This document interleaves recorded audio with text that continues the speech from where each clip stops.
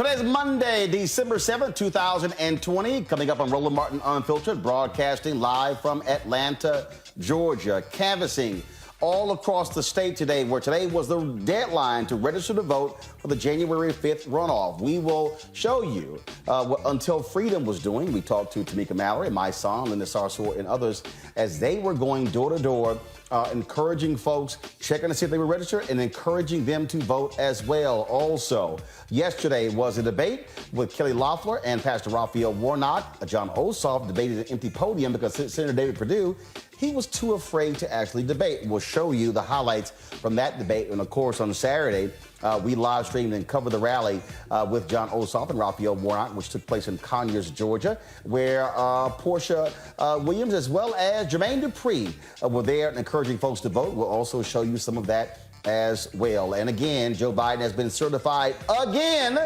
as the winner of the Georgia election. Donald Trump keeps losing in court. The leader of a black militia, who, of course, we talked to on this show a few months ago, has been arrested and charged with assaulting law enforcement officers. We have the details of that. The family of 2-year-old Casey Goodson of Ohio says the police shot him 3 times in the back, but the cops are telling a different story. That's no shock there. In Louisville, Kentucky, a new report shows that police there disproportionately target African Americans with no-knock warrants. And also, there was a ceremonial signing today of a new law tied to Breonna Taylor. Plus, a 25-year study reveals that racism literally ages black people faster. We'll also give the latest on the COVID-19 vaccine and those numbers. Plus, comedian George Wallace is here to talk about his new book. Folks, it is time to bring the funk on Roland Martin Unfiltered from the great state of Georgia. Let's go. He's got it. Whatever the miss, he's on it. Whatever it is, he's got the scoop, the fact, the find. And when it breaks, he's right on time and it's rolling. Best believe he's knowing. Putting it down from sports to news to politics. With entertainment just for kicks, he's rolling. It's on go, roll, y'all. It's Roland Martin, yeah. Rolling with Roland now. He's funk, he's fresh, he's real, the best, you know he's Roland Martin now.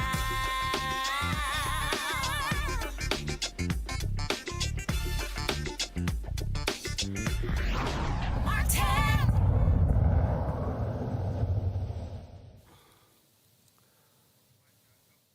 Folks, today is the last day for Georgia voters to register for the runoff election. Of course, it is taking place on January 5th. It will pit Senator Kelly Loeffler against Pastor Raphael Warnock in one U.S. Senate race. In the other U.S. Senate race, it is going to pick Senator Republican David Perdue against John Ossoff. Of course, they have been involved in a lot of heavy-duty campaigning, folks, over the past few months. Of course, not one person was able to get 50 plus 1% in November 3rd, so that's why there's going to a runoff. Already 900,000 people have requested absentee ballots to vote. Now, again, today is the deadline to register.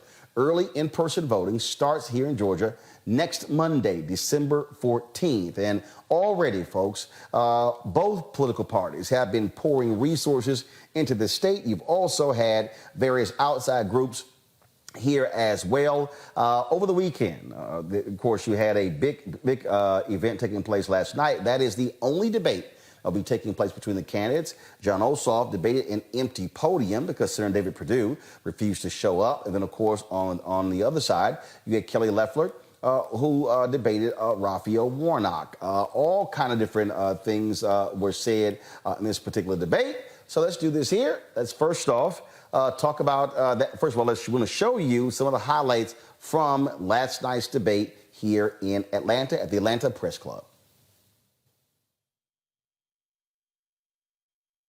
Private briefing regarding the coronavirus pandemic.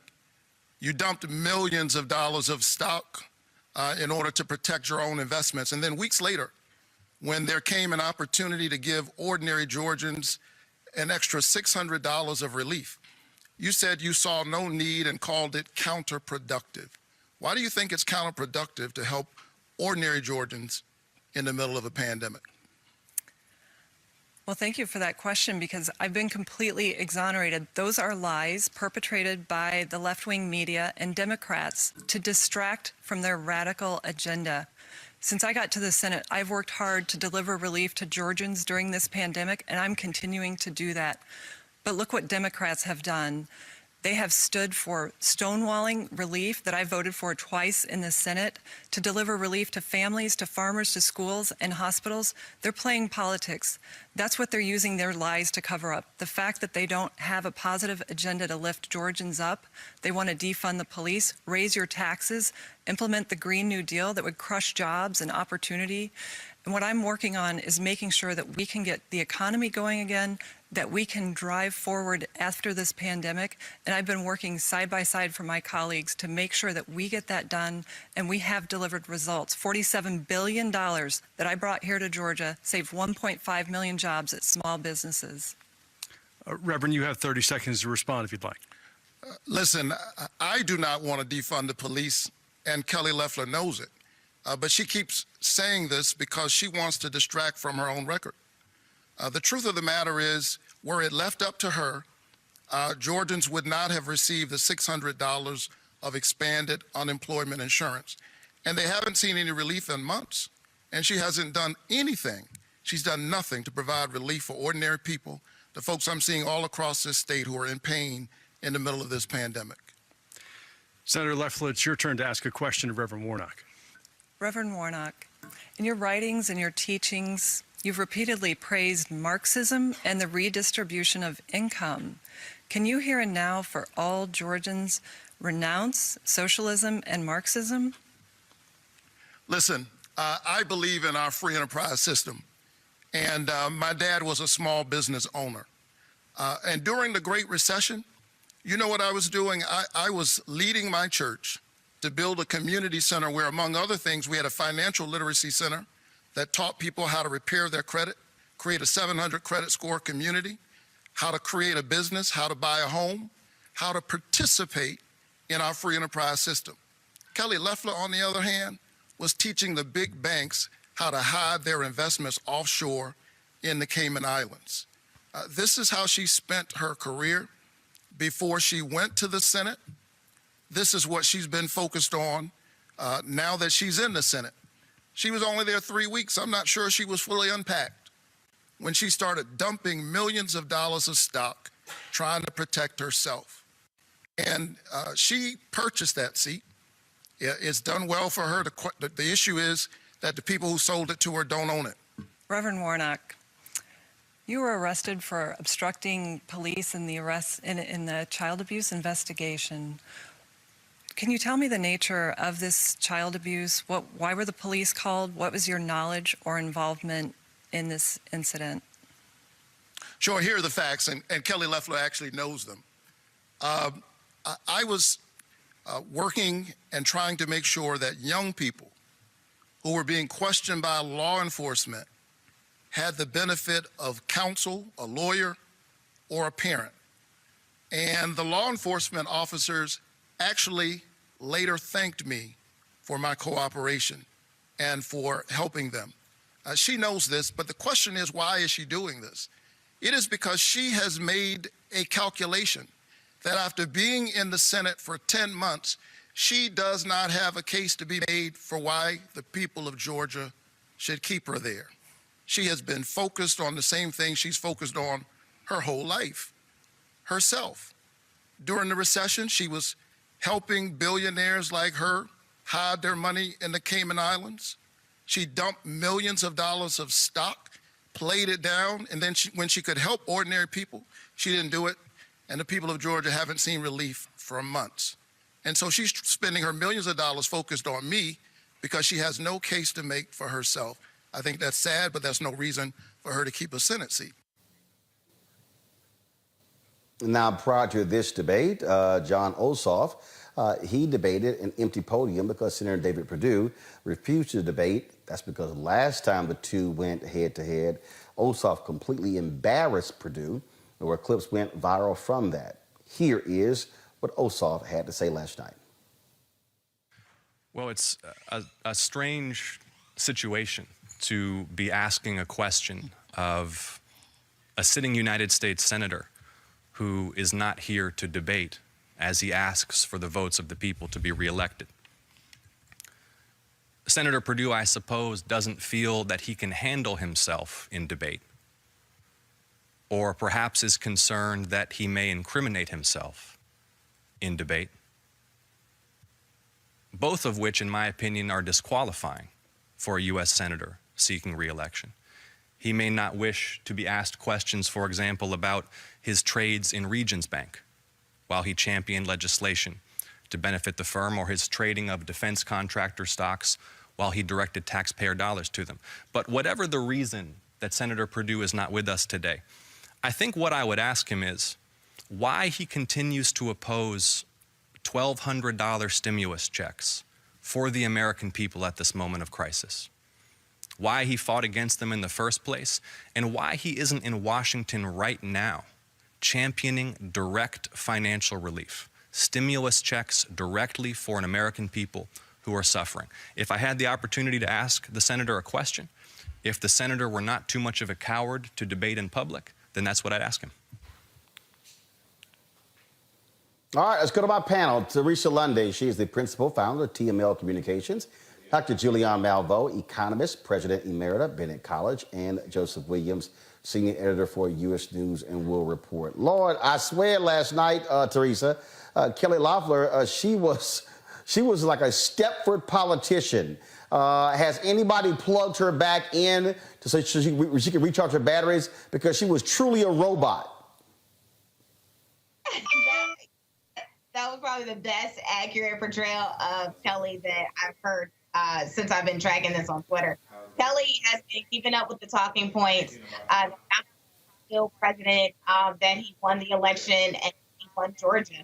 I mean, her presence there tonight, honestly, she probably should just bailed out like this, because her responses did not understand the underlying issues of what Raphael was saying, which was you bailed out on giving stimulus payments to those in need, $600 payments to those who needed the most. But then in turn, you made sure when you heard there was a pandemic coming, you then went to the stock market and made sure you had your own bailout in order. So I think, again, that's an oxymoron and also a contradiction of what, her presence there in the Senate is to do. It seems like her agenda was to protect the Republican Party, and that she did. She was a pansy for it, and it was absolutely shown to Georgia residents. So I'm glad they actually had that debate, but unfortunately, it'll probably be their last.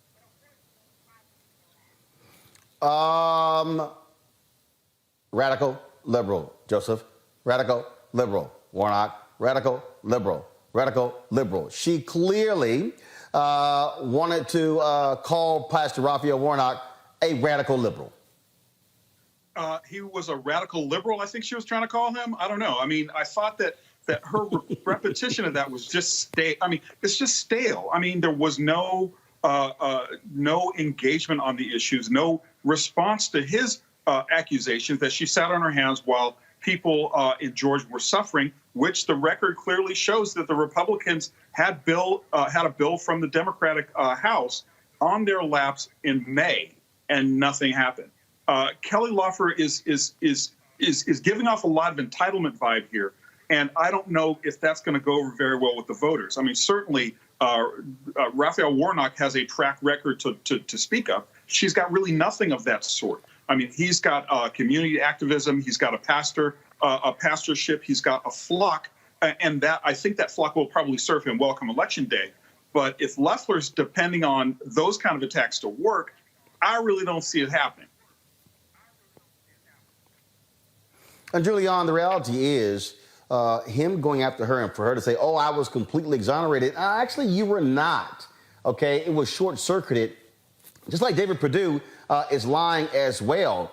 And then, of course, last night, he really nailed her. Pastor Warnock nailed her. And when it came to Matthew 25, when it came to, of course, supporting African-Americans as well, she could not say anything that she's done for black folks in last night's debate. And again, it was, my name is Kelly Loeffler. I'm a robot. I'm here at the debate. This man is standing next to me. I don't know what to do. It sort of reminded me of one of those characters when Gilda Radner was on Saturday Night Live in the 70s.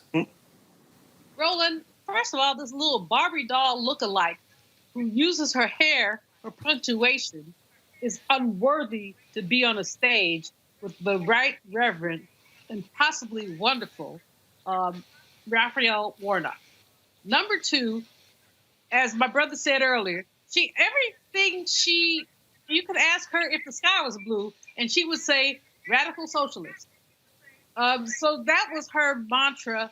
That was her whole thing. Now, number three, let's really be clear about this crazy woman who has basically broken laws around stock investments. And Warnock called her out, but she should have been called out more about the ways that she's played with the stock market. That did not occur, and there have to be new rules about how people can invest in their own benefit to the detriment of the American people. But Juliana, at any point did she even answer a direct question? When she was asked that question, when it was asked, should members of the U.S. Senate, members of Congress, be barred from trading stocks? She wouldn't even answer it. If you want any further proof that she did what she did, she wouldn't answer that question. Well, Roland, and that was a key question. Now, we know that she has a mentor in that man who lives in the house that enslaved people built. And he, too, has kept his pecuniary interests under his pocket. But the fact is that this woman she paid for the Senate seat. She's paying for her own reelection campaign. She paid. She's fought with her own WNBA players. She's called them trash because they have worn Black Lives Matter T-shirts. Warnock was dignified. He was a Morehouse man. And you know what they say? They say if you can see a Morehouse man, tell a Morehouse man, you can't tell him nothing. Well, you couldn't tell him anything except what we needed to tell him was kick her butt. He was just a little more gentle than I would have liked to see. Well, here's the deal, Joseph. A lot of people have said this. You have a black man running against a white woman in Georgia. I think if you look at the commercials of Raphael Warnock, I think they are having to present him in a particular way in order to appeal to a wider swath of voters. And remember, when he was talking last night, I don't need to be lectured on the Bible. And so he had to be extremely careful because we know how folk get if you get real aggressive and correcting a white woman who's running for office, Joseph. Well, and that's part of her strategy was to sort of paint him as the angry black radical, right? Running against this genteel millionaire Southern woman who owns a basketball team and has done the largesse of the community done the community the favor of serving. Now, I think that's a ridiculous strategy. I think that Warnock definitely has to be presenting himself as non-threatening, because the optics are really not very good. If he does become very aggressive against Kelly Warnock, he does play into that stereotype, that old trope of the angry black man. And that was what a lot of that Marxism talk was about. I mean, you could practically see the imagery of him in a beret and black sunglasses with a black power. I mean, that's the image she wants to play to frighten the white Georgia voters into thinking that this angry black man is going to take their stuff away and is going to give it all to black people and redistribute the wealth. We all know that's not going to happen. What is going to happen, however, is that Warnock, by virtue of his position and of being an African-American man running in a state that Stacey Abrams has pretty much put on lockdown as far as turnout is concerned, will have that wind at his back. The question is whether or not it's going to be enough for hardcore Republicans and never say die Trumpers to heed the message that she is all that stands between them and utter chaos with Joe Biden and a black man representing Georgia. You know, Look, Joseph, Teresa, I very here's much the deal. agree with Hold on one second. Here's the deal, though. This is the only debate. I don't believe for a second that this debate is going to sway anybody. This is going to be a ground game. This is going to simply be, can you hit the ground? Can you push your people? Can you drive your people to the polls? I think last night, Warnock's whole deal was do no harm. You've got third-party groups. You've got an opportunity to run as many ads as possible. I just think, Teresa, bottom line is that was a strategy last night, and I think he was effective with that strategy. I agree. I think the team put a very comprehensive campaign plan together where, the angry black man doesn't work, the high propensity reverend voice doesn't work, and he was very calm. The ground game strategy is going to be essential. I believe all hands are on deck, and there are communities and organizations that are coming from across the country that are flying to Florida. The rates that, I believe there was an article earlier that talked about, the amount of airline flights that are doing round trips to Atlanta, Georgia. And the reason why is because people are understanding that they have crucial roles in order to flip the Senate is happening right here in these two races. And so if they don't put the strategy in place where Reverend Warnock, is not only grabbing some of those votes from those Republicans who just like, I'm sick of it. This party has to change, and let's see what the Democrats actually do. It's a small percentage, but it could possibly happen. But it will take, those friends and neighbors and those that actually understand the character of Kelly Loeffler, and what she has been bringing to the table hasn't been much for her party or will be much in the future. Julianne, go ahead. You want to make a final comment? I think that Reverend Warnock has a tremendous opportunity. I think that a lot of people are moving his way. I don't want us to play this as a national race because that's what gets Georgians' backs up. But I do think that this is really important. And I see sister organizations all over the country, Melanie Campbell, Latasha Brown, and others reaching out because the issue is turnout. The biggest challenges for runoff races in Georgia have been two things: youth turnout and black turnout. Now you have a young man, Ossoff, 31, 32, on the ballot, and you have a black man on the ballot. So people need to play that as hard as they can to overcome the history of low turnout. Bottom line, folks, what we're seeing is, again, lots of attention here in Georgia. More than $250 million has already been spent on various ads. Third-party groups are also in the ground. In the next hour, we will hear from Tamika Mallory, Linda Saussure, and my son. They're, of course, with Until Freedom. They have been on the ground for 2 weeks here in Georgia. I caught up with them as they went door to door, leaving tags and also helping people to, one, helping them to register, but two, checking to see if they are registered. And so we'll show you that conversation in the next hour. Let's talk about a couple of stories out of Kentucky. One of them involves Breonna Taylor, but another one involves a brother who actually, we found out about him as a result of forming or organizing black militias folks to go to Louisville, Kentucky. John F. Johnson, also known as Grandmaster Jay of the No Effing Around Coalition, is facing both federal and state charges for allegedly assaulting federal task force officers. According to the criminal complaint, in September, Johnson, quote, forcibly assaulted, resisted, opposed, impeded, intimidated, and interfered with Louisville Metro Police Department while they were on the roof of the Jefferson County Grand Jury building, keeping watch on Jefferson Square Park, where an armed protest took place. Now, Johnson was seen brandishing an AR platform, a firearm at the officers.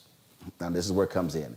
Johnson was arrested at the Westchester, Ohio home on December 3rd. He appeared before a federal judge in Louisville last Thursday. The FBI, Louisville Division, and Louisville Metro Police Department are actively investigating this particular case. The NFAC leader is set to be arraigned on December 8th at 1 p.m. in Jefferson County. If convicted, Johnson faces maximum sentence of 20 years in federal prison.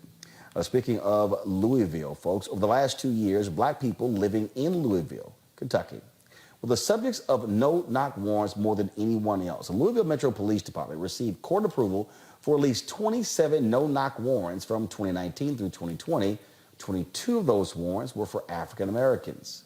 Jefferson County is home to more than 750,000 residents, with African Americans making up 22% of the population. Now, State Representative Attica Scott says policing has historically and continues to be racially disparate. Now, no-knock warrants were barred back in June after widespread protests took place over the death of Breonna Taylor. She, of course, was shot and killed in her apartment by officers who were executing a no-knock warrant earlier this year. Want to go to our panel. Actually, in a second, we'll talk about that. In a second, we're going to talk about that whole issue of those no-knock warrants. This is not just an issue in Louisville, but also we are seeing how the protests have changed things. In Virginia, Governor Ralph Northam has signed Breonna's law banning the use of no-knock warrants in the state. The governor was accompanied by attorney Ben Crump. Take a look at what Benjamin Crump had to say today. You have to understand, far too often black women don't get the attention and recognition that others get, not even brothers get, when they are killed in this manner. And so Bianca, her aunt, God knows before Lanita and Sam and I got involved, was out there fighting every day to say that Breonna mattered, that Breonna was special. Her little sister and her mother, Tamika Palmer, they called to the Louisville Police Department every day asking for answers. Every day, her little sister Janiyah posted on social media that Breonna Taylor was my sister and she was special and that she mattered.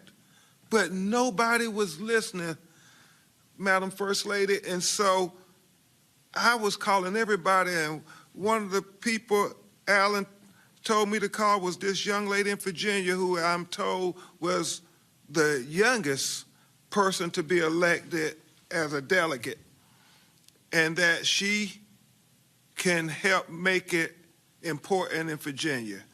And so I'm so grateful that you took the call and that you said that Breonna Taylor matters in Virginia as well. And I think about the arguments, Dr. Underwood, that I heard happen where people said in Virginia, nobody had been killed by a no-knock warrant. And I love you and Senator Lott's passionate response.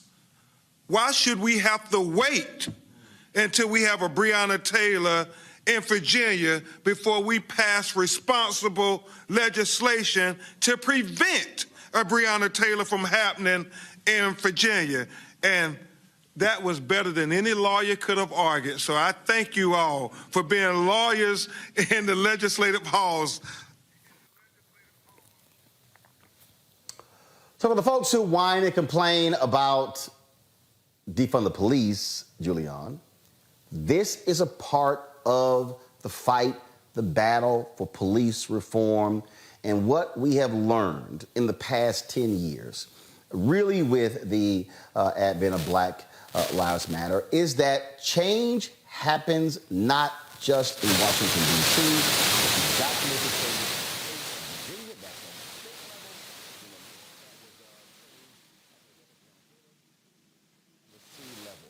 You are not going to have a single law that then changes everything else.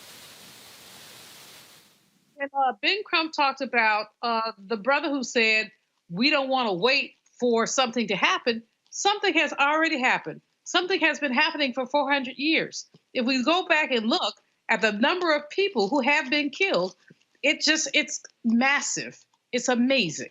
And so the issue of the no-knock warrant is nothing more than an extension of the police state to say that you could just bust into anybody's house anytime you want to for any reason that's real or specious. In the Brianna case, of course, we know they made a mistake.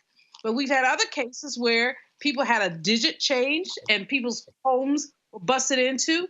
So Ben Crump is my hero always, always, always, because he just breaks it down.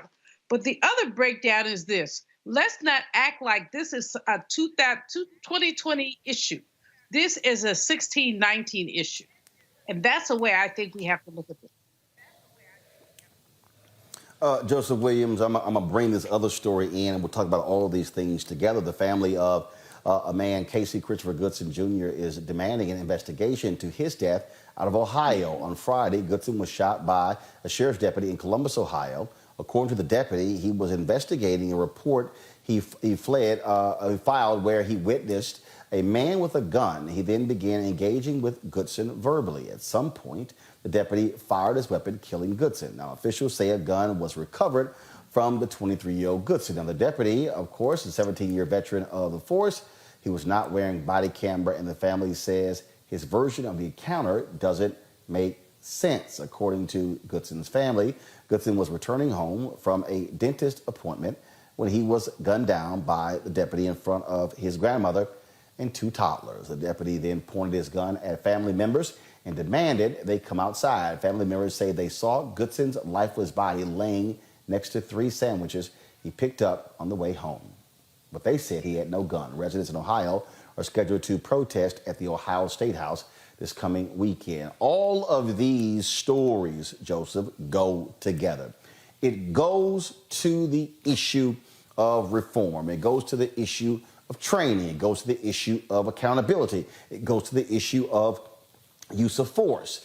There's a video that's out there online where, I think it was in Ohio, if I'm correct, where a white man with a gun, and I'm going to try to find the video in a second, but a white man with a gun sitting in his lap, Joseph, disobeys the cops, asserts his Second Amendment rights, then drives off.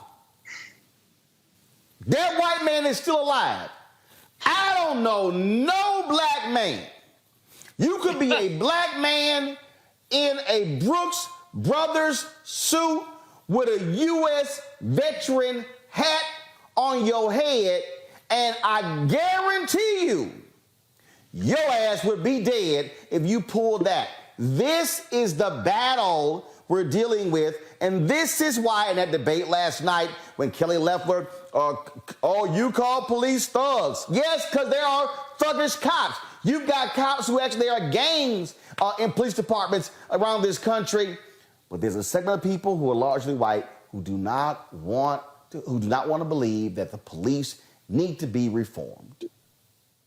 Well, and I'll reach even further back to a story that you did on your show maybe last year, I think, about it, where these investigators went through Philadelphia police officers' social media posts and found tons of white supremacist material.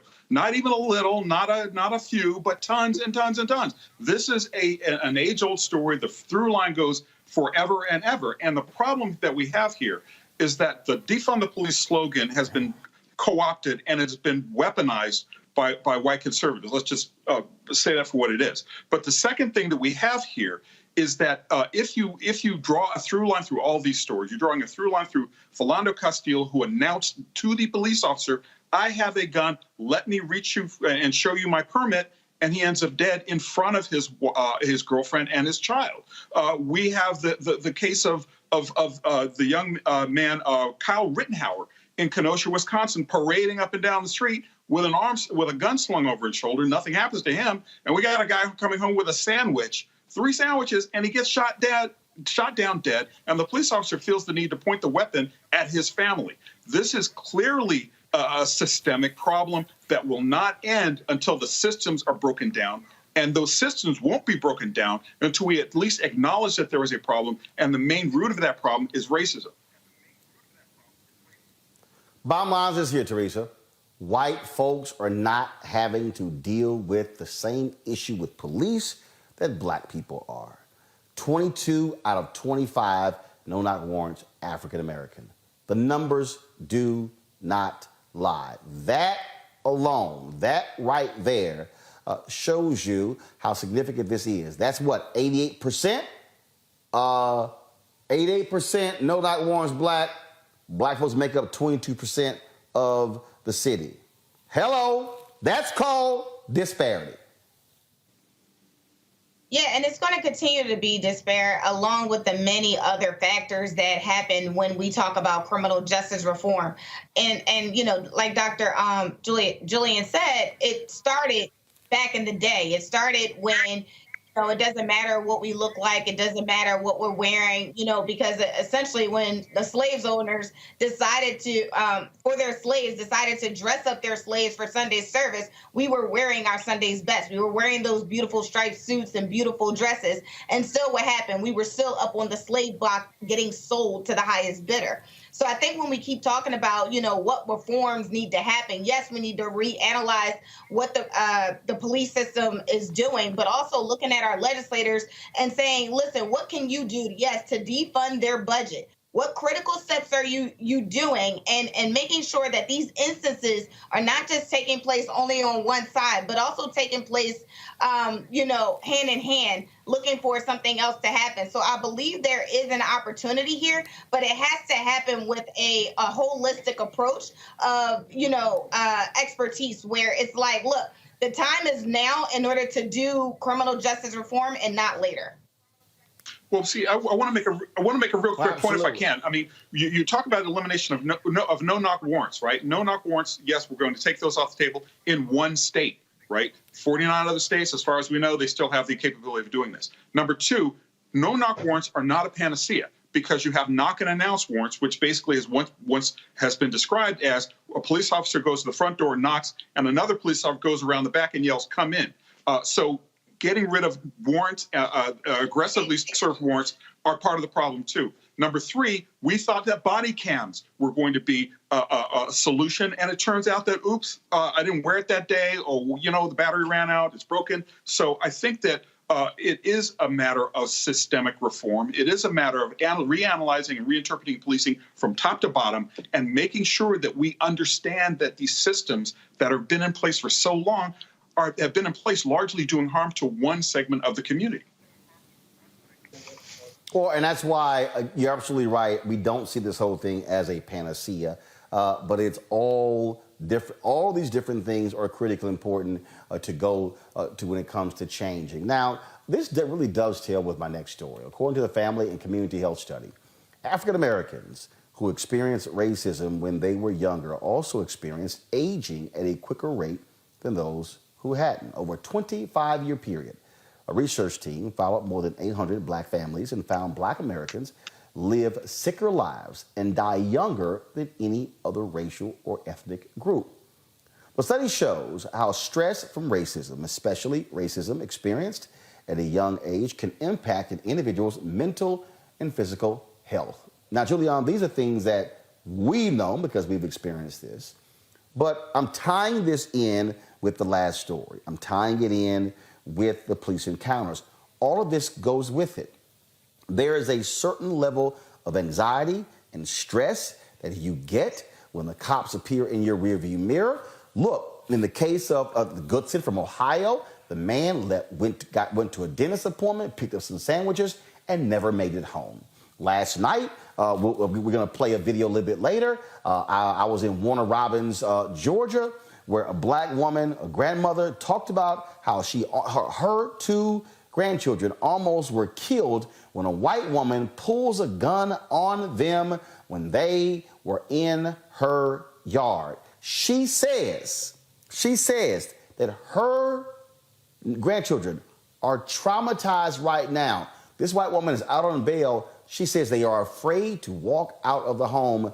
Those children have experienced racism at such an early age that will impact them for the rest of their life, Julian. You know, economists and others have done studies about how long people live. And when you match everything, did you smoke? Did you drink? Did you exercise? We can explain about maybe 60% of the life expectancy differential by race and gender.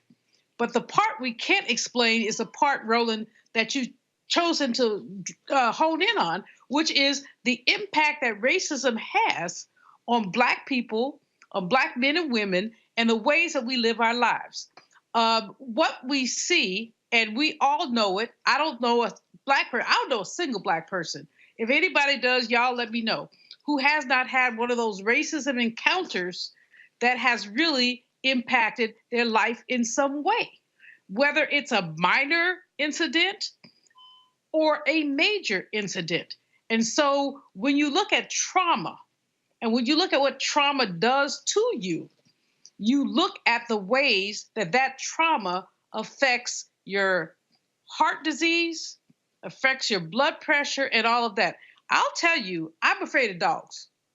I am extremely afraid of dogs. Don't bring none around me. Because when I was 6, I was dog bit in Mississippi. And I live in a neighborhood that's gentrifying, and there are more dogs than the law allows. And I just crossed the street. And one of my neighbors said to me, he said, "You don't like dogs?" I said, "Hey, like. It's like I'm scared." Now, I'm not scared of too much else, but I am truly scared of dogs. It's a scar.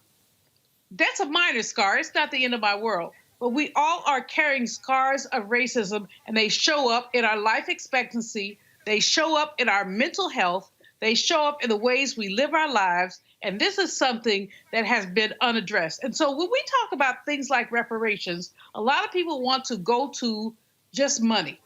Money is extremely important, and we want that. But we also want repair. We want to repair what has happened to our communities around the ways that our people have been systematically attacked.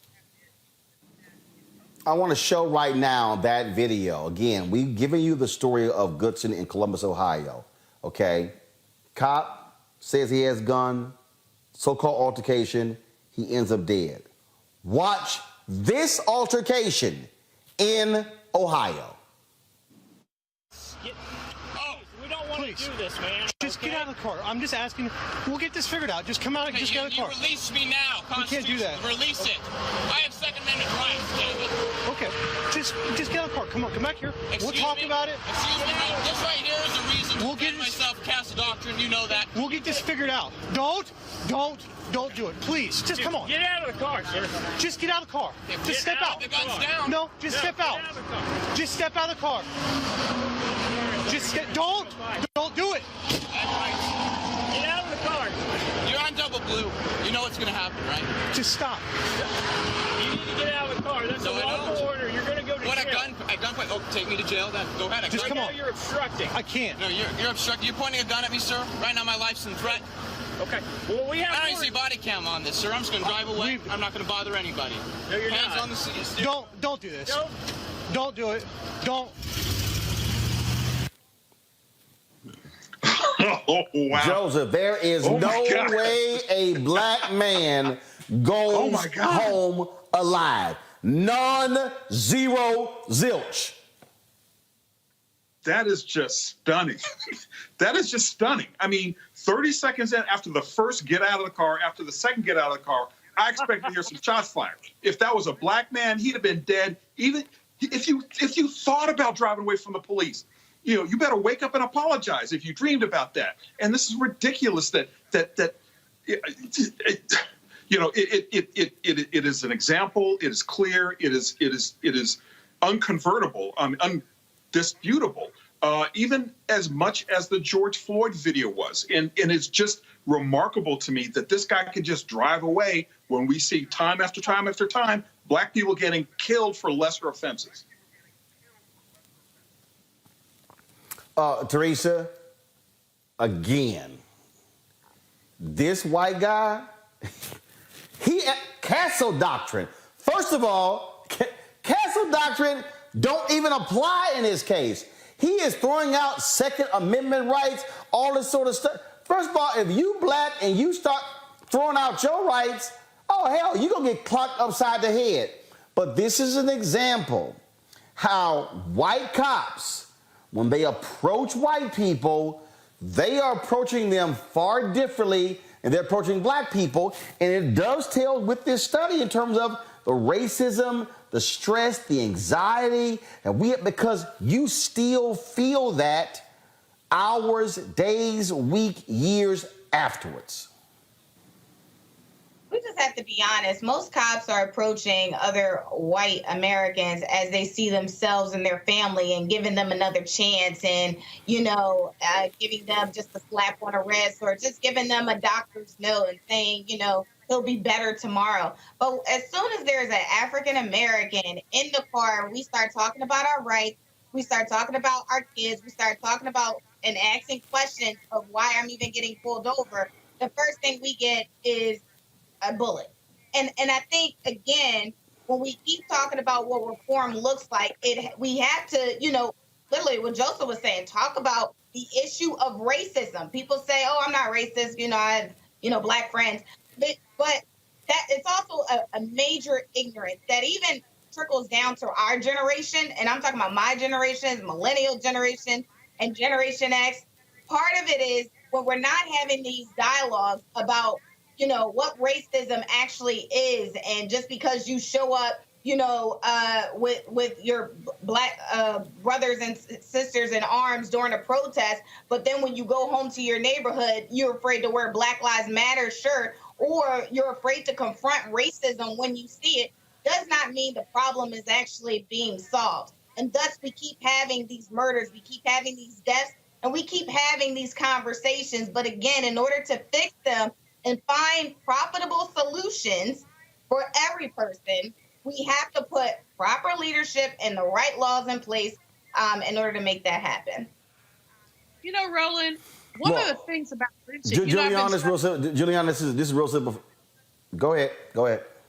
Okay, so one of the things about lynching is that people who were lynched, who had relatives who were lynched, and or who had property stolen, are often afraid and or ashamed to talk about it, even now.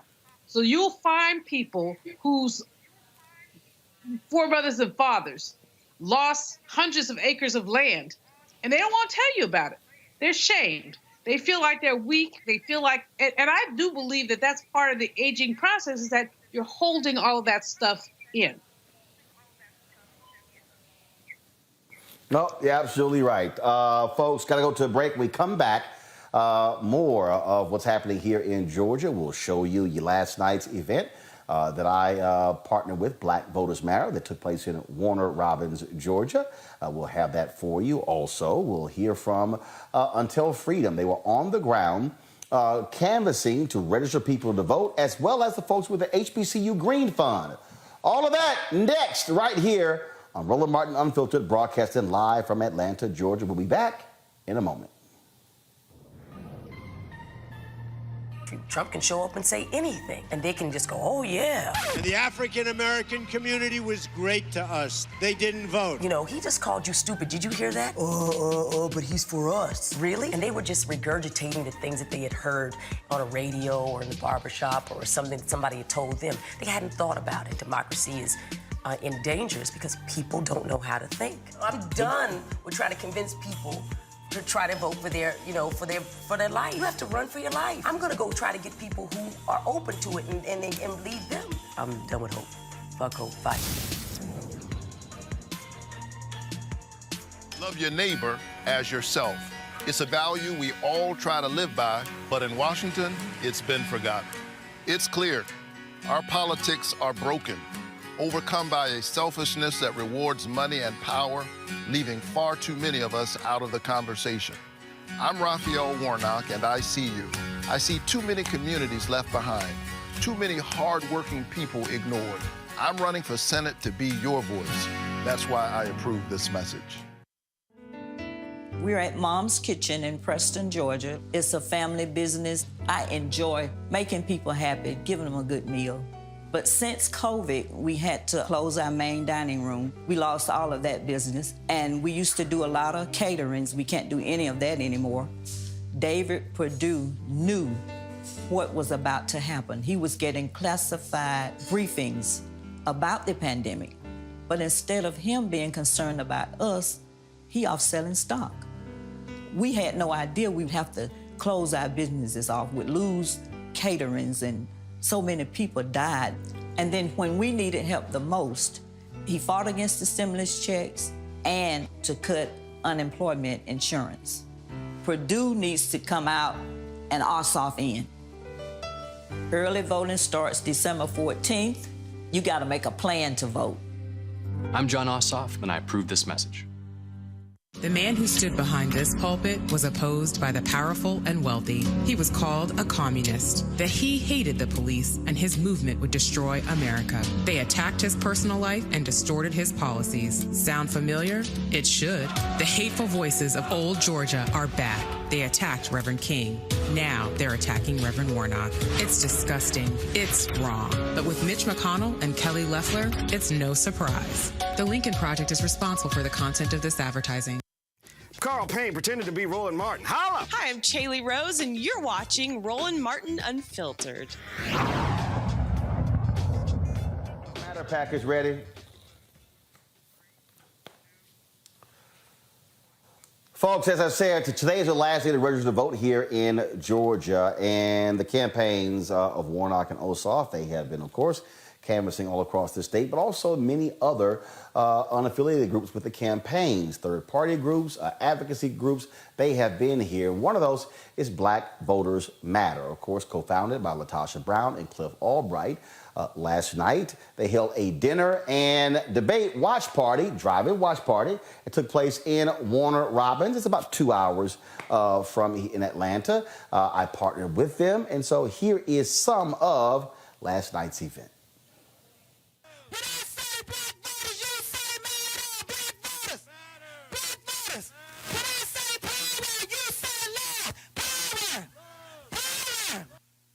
Brother Warnock is cool, and Ossoff is cool. But here's the deal. What's on the ballot is this, y'all. This Senate race is not just about who has 50 votes and who controls the Senate. This is what's on the ballot. We need to be clear. What's on the ballot is the George Floyd Act. And whether or not we can get action about police violence, that's what's on the ballot. What's on the ballot is the John Lewis Voting Rights Act. And whether or not our voting rights are going to be protected even in a state as they are right now, trying to discount our votes. That's what's on the ballot. What's on the ballot right now is COVID relief. And whether or not our communities that have been decimated by this virus, whether or not we're actually going to get a relief that supports black businesses, because we ain't getting nothing out of the last relief package, right? What's on the ballot is whether or not we get a real COVID relief package. These are the things that are on the ballot. Our lives are literally on the ballot. So everybody here has a role to play in building power, and I believe that we are going to do. I need somebody to say real loud, say, I believe. Say, I believe. Just gather your people of war and arise. Let's do this, y'all. I love y'all. My grandson, Caleb Barnes, and his friend, Ethan Hollins, were riding their bikes in Peach County, Georgia, in our neighborhood. A lady by the name of Patricia Compton decided that she was going to pull a gun on my grandson and his friend. Patricia Compton was arrested for pulling a gun on my grandson and his friend. She went to jail. They hit her with 6 counts. They hit aggravated assault with a deadly weapon, 2 counts. They hit her with child cruelty, 2 counts, and terroristic threats, 2 counts. Now, everybody is telling me that Patricia Compton is not going to do time, that those charges are going to be dropped to misdemeanors. But I say not so. Not so. My grandson is 12 years old. His friend is 13. They're babies. My grandson cried and begged Patricia Compton for his life. He told her, please don't shoot. I'm a kid. And you know what she said? She said, why are you crying like a little baby? Go home and tell your mama why you're crying. She showed absolutely no remorse.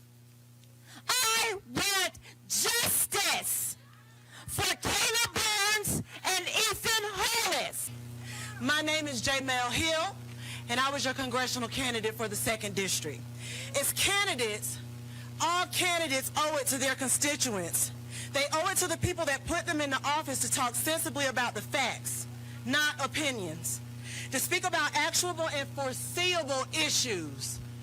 We know COVID was here. We knew our children were going to have to depend on learning through the internet. We should have been prepared. This is America. This is the greatest nation on the earth, and we deserve everything that we have put into America. We built America, and now we just want what is coming to us. Those politicians owe it to us to discuss the various problems and dangers that plague our nation, that plague our communities, that plague these 12 and 13-year-old black boys who can no longer go out on the street and play because people feel like they have power and privilege. We have that power, and we have that privilege. Do you know how we show that power and that privilege? We show up to vote. Do you understand? Right now, I'm working on an initiative. It's called Fresh Voices Matter.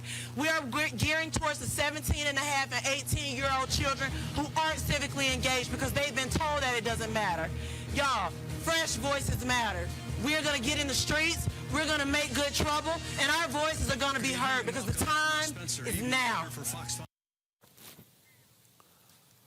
Black Voters Matter will be doing a lot of these type of events all across Georgia between now and January 5th. Teresa, this is critically important because what they are doing, they are going after and reaching people that, frankly, campaigns don't want to reach. They're really going to be focusing on these rural parts of Georgia where you have significant black population. They're looking at the numbers to see where African-Americans turnout, where African-American turnout was not as high as it could have been, and going to those particular places, encouraging them. They also had a caravan as well. So what they did is, so we arrived yesterday, and Warnock arrived was around 3 o'clock. The event was at 6 o'clock. They got there around 4 o'clock. And so what they then did was they took the Black Voters Matter bus, and then they traveled throughout different neighborhoods, encouraging people to come, passing items out, and then came back to the event. Groups like Black Voters Matter, they've been able to raise the resources and the dollars to be able to do these things all across the state and the country. And that is needed. That on the ground, boots on the ground activism is how Georgia got flipped and how Biden was able to win the state by less than 12,000 votes. And it's refreshing to see because, these are the type of organizations that we all need to be supporting, going into our wallets. And if we don't have any financial help, we can take our bodies and make sure that we are present and in the moment and picking up the phone and sending out text messages, because these people, and especially other organizations like Black Voters Matter, are doing the work and are putting in the work for others to be a part. I think one crucial thing that this organization is doing is actually that message of pragmatic strategy of what it takes to win. So they are including the public and what it takes to win, but also what they have to lose if they don't put in, their vote, but also their support for what they're trying to do there in Georgia. So I think it's just phenomenal. I think it's great. But I think it's also amplifying other organizations to do the same. So, there's not one organization that can take the reins, but there are many that are now coming together and doing events. Logos are popping up on every flyer. And I just think it's amazing. It's just great. Joseph, but again, historically, we've had organizations, Joseph, that were on the ground, that were really doing the work. And again, it's about engaging with people who otherwise get left out. Look, campaigns are all about, frankly, an 8-week, 10-week, 12-week window. They're not about the daily grind of being able to reach people. What Black Voters Matter is doing, what Until Freedom is doing, what many of our social activist groups do, especially many groups that are local groups, people who are in these cities, in these counties, in these states, they're doing it every day. They are invaluable when it comes to elections because look, Desmond Meade and I had this conversation, and he talked about there in Florida how the Florida Rights Restoration Coalition, how they were able to go into public housing complexes, to go into neighborhoods that were high poverty, that were high crime, and then go to those places and reach those folks. He said, well, other people were absolutely scared to death. That's how you flip cities, counties, and states. You got to do the work. That's exactly right. And the work pays off. You called it. Joe Biden won the state by a razor margin. But at that time, there were still votes out there that hadn't been harvested.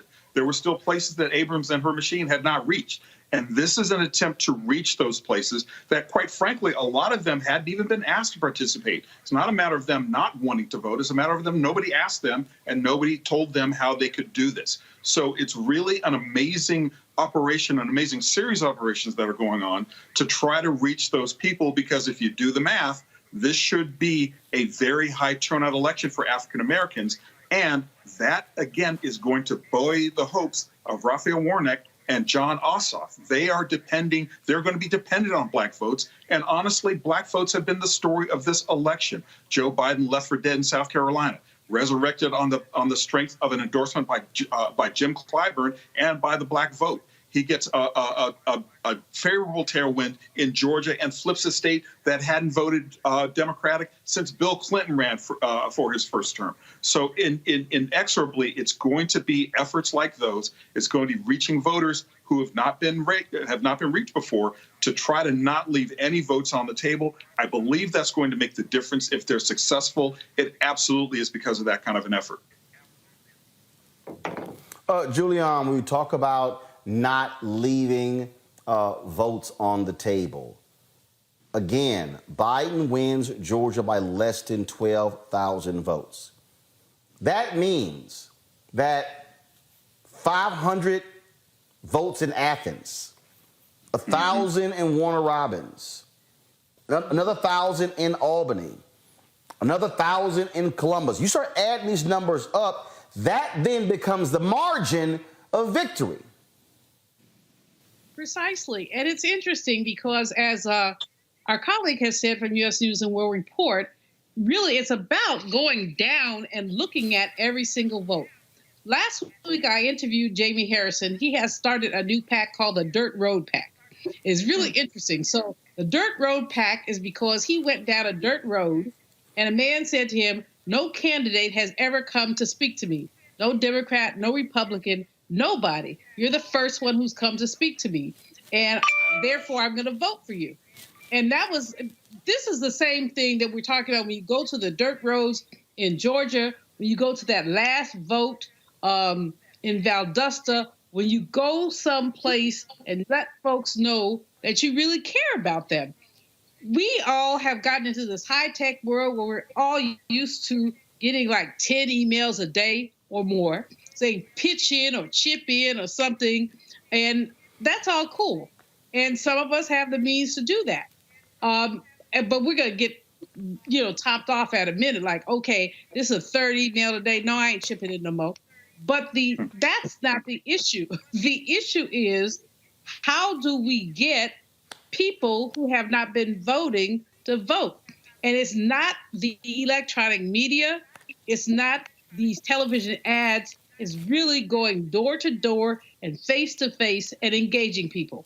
And what I love about the work that LaTosha Brown does is that she really gets down up in it in terms of making sure that communities understand that she wants to be with them. So it's not just about the vote. It's like, what do you need? And that's what we have to do. And that's what we've lost in civic engagement in the era of the internet. And that's a fantastic point. What do you need? That's a question that not a lot of people get asked. And it certainly makes a difference in politics. Somebody cares about you. They care about what you want. They care about what your community needs. It can make a big, big difference.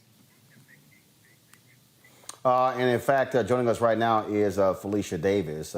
She is the director of HBCU Green Fund and Sustainability. And Felicia, we were talking about this very issue again of folks out there being active, going door to door, sitting here trying to get people to register. You and so many others have been doing that work as well here in Georgia. Talk about it. How's it been going?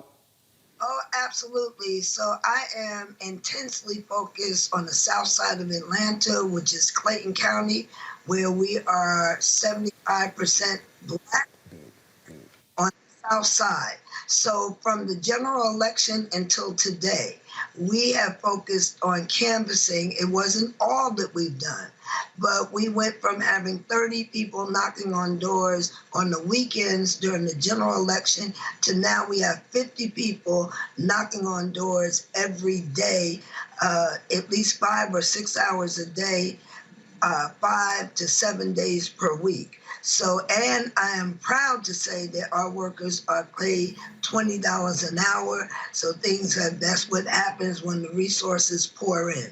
So with that, we did lit drops. We're trying to hit every single home in Clayton County. Now we also divide off. We do some things in Fulton County and some things in DeKalb County and elsewhere.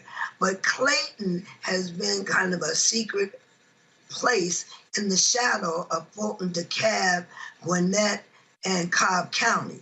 But we are solidly Black, often overlooked.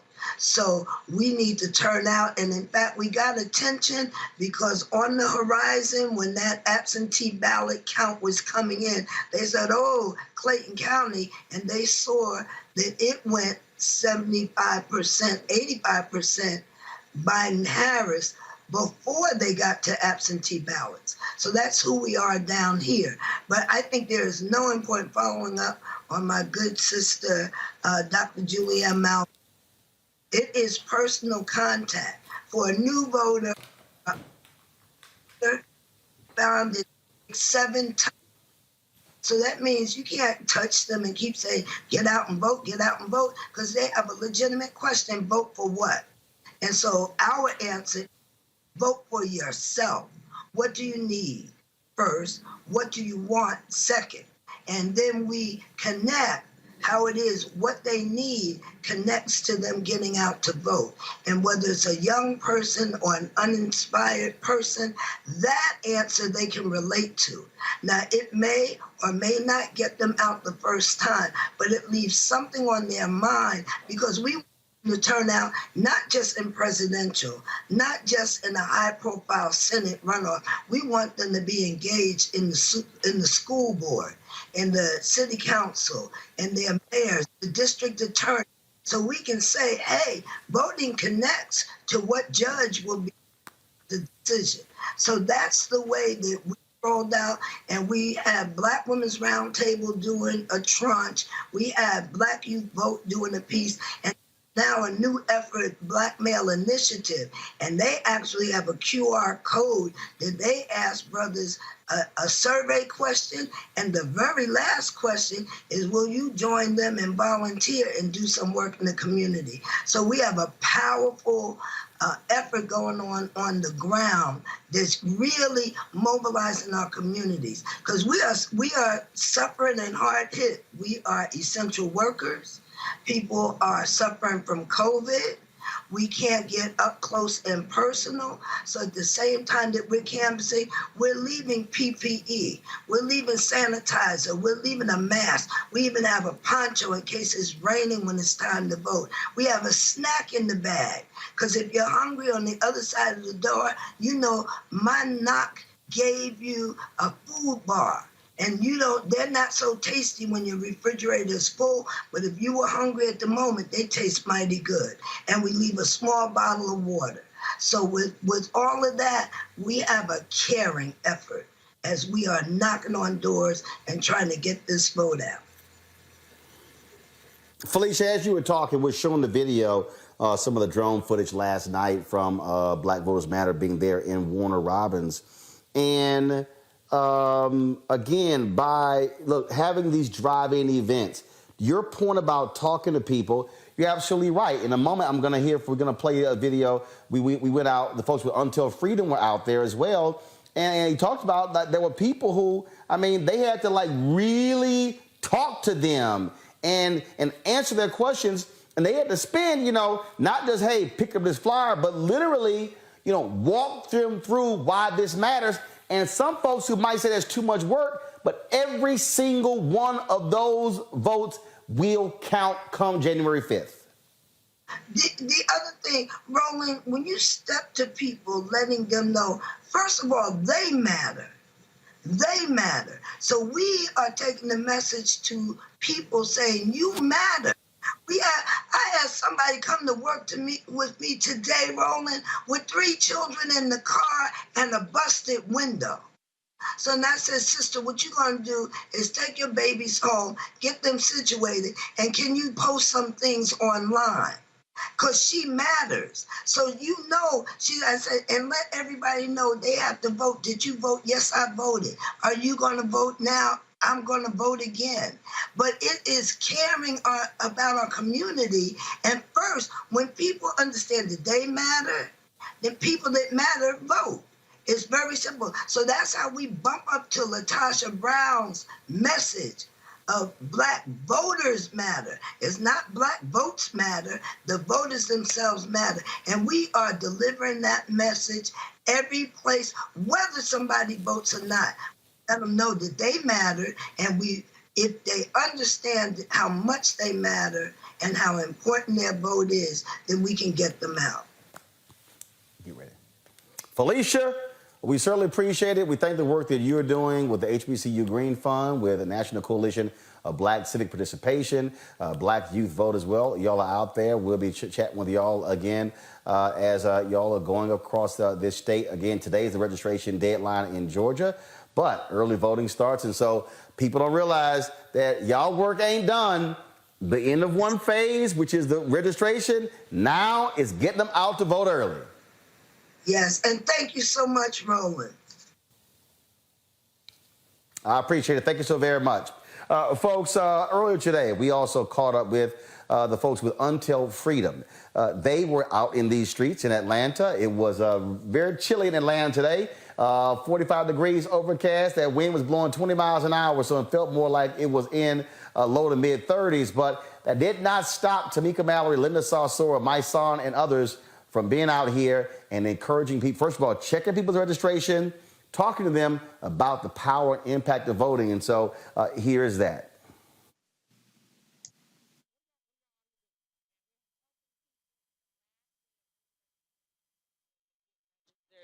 You know, we at Until Freedom like to work with low propensity voters. That's what they are called.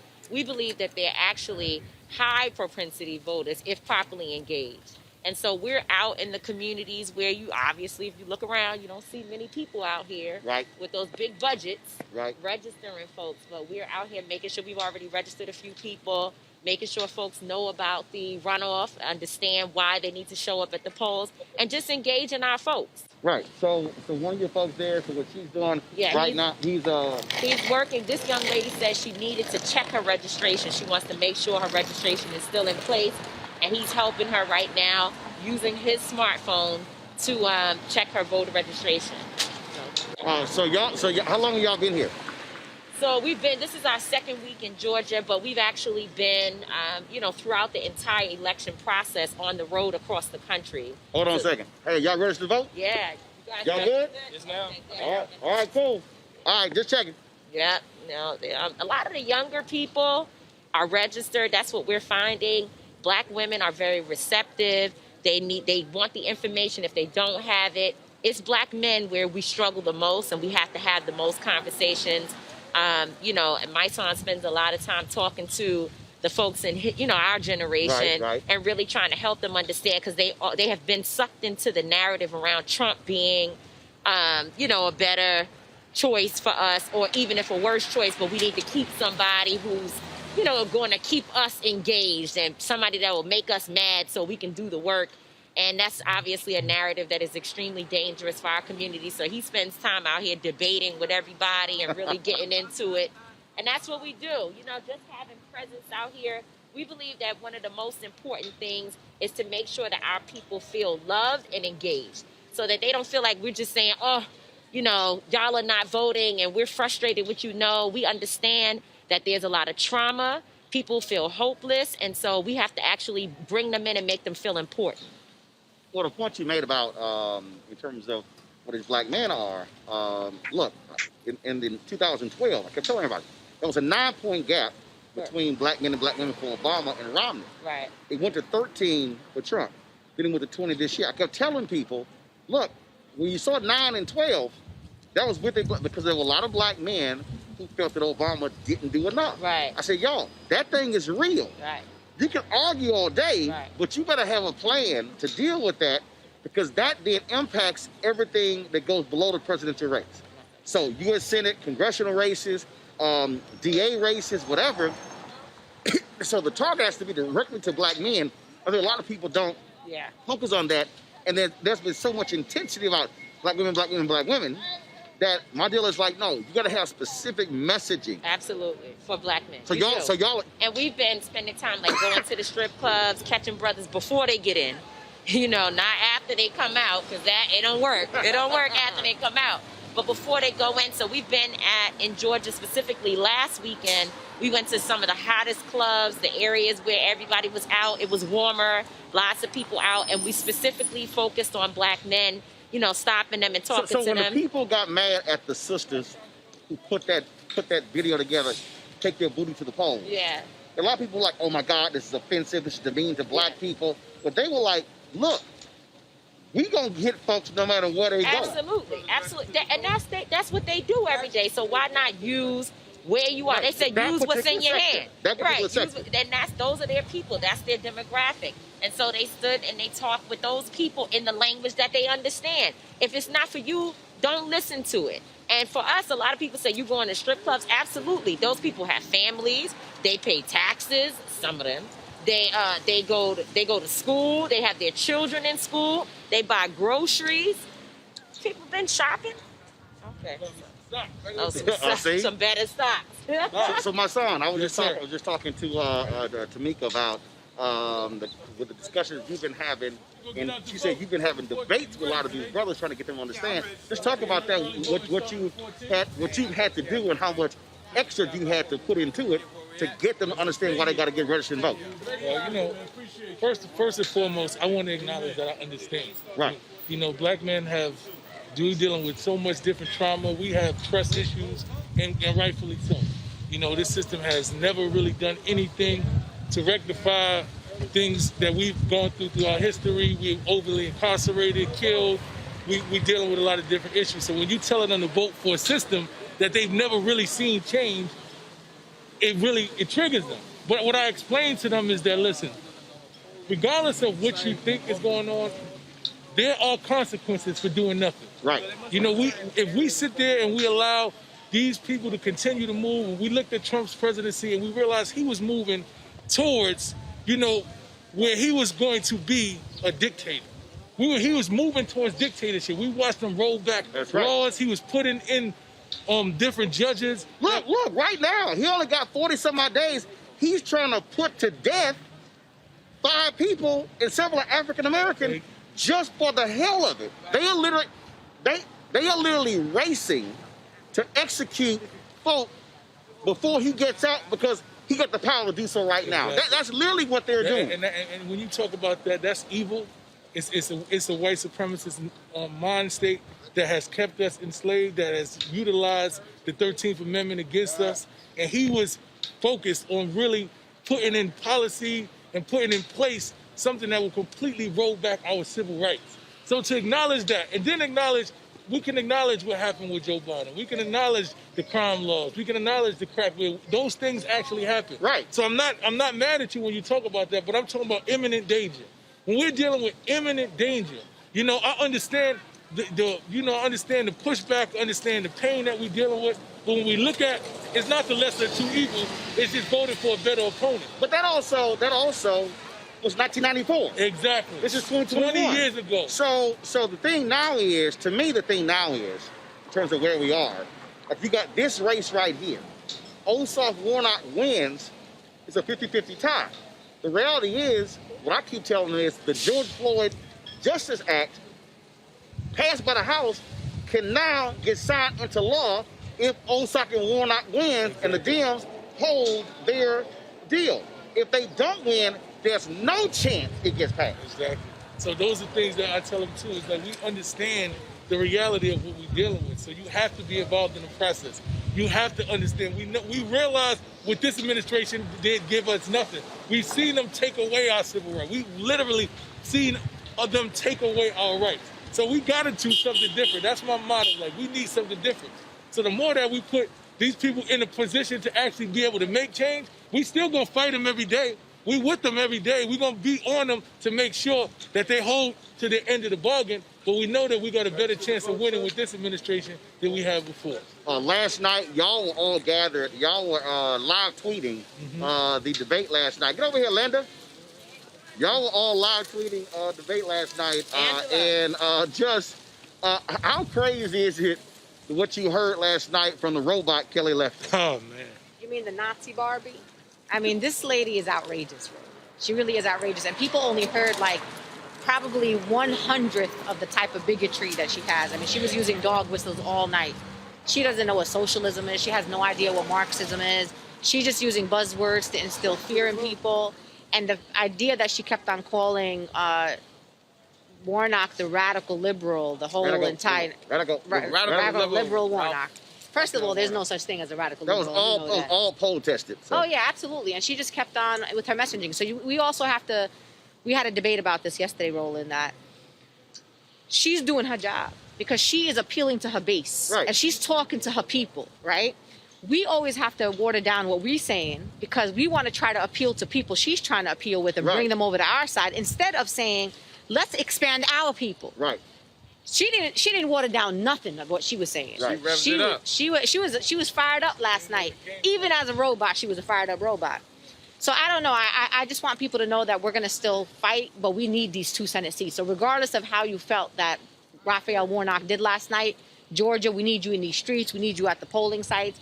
I know Reverend Warnock. I went to seminary with him, and we're in a interfaith fellowship together. He's an incredible human being who truly believes in dignity and human rights for all people, and he's going to be a great senator for sure. I had to explain to people one of the reasons why he can't go hard, and we got to be honest, when you're a black man running against a white woman in Georgia, he has to walk a very fine line, which is why I think his commercial looked the way they look, and that's what happened. Yeah, she tried to bait him a few times too, because she said, "I don't need to be lectured by you." So she was trying to get into that kind of dynamic. Yeah. There you go. Now, what I said is, what you need is a Bible study. Right. But that would have been great. Well, I got to ask you this here. Yes. Everybody can see you. This is true. It's pretty bright. You want everybody to know what we out here doing. Precisely. Today's the last day to register to vote. It's important for Georgia to get out. He did this for you, Roland. That's part of your logo. I mean, you like cloud, rain. Y'all gonna see me. Listen, orange is a powerful color. That's right.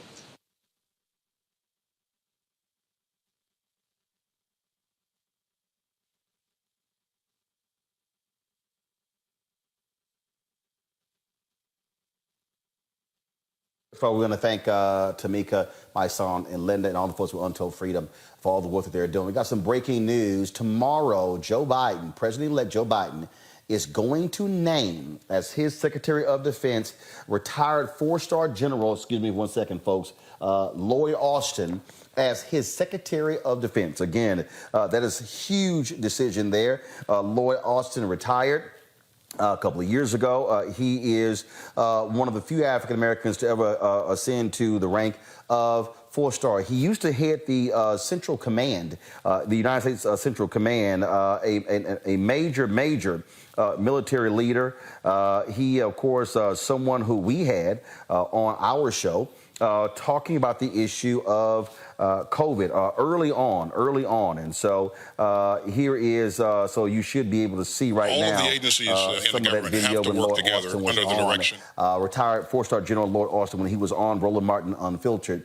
Again, he is someone with an impressive background in military, spent a number of decades serving in the U.S. Army, but he is going to, this is I'll tell you something, a serious individual with an impeccable resume, a commanding man, and so it is, that is a major deal there, Joseph Williams, that Joe Biden has chosen for one of his significant national security positions, Lloyd Austin, to be in that position. There were a lot of people. They were talking about Jay Johnson, who was under the head of Department of Homeland Security under Obama. But Lloyd Austin becomes the first African-American ever to be the Secretary of Defense for the United States. That is big news there, Joseph.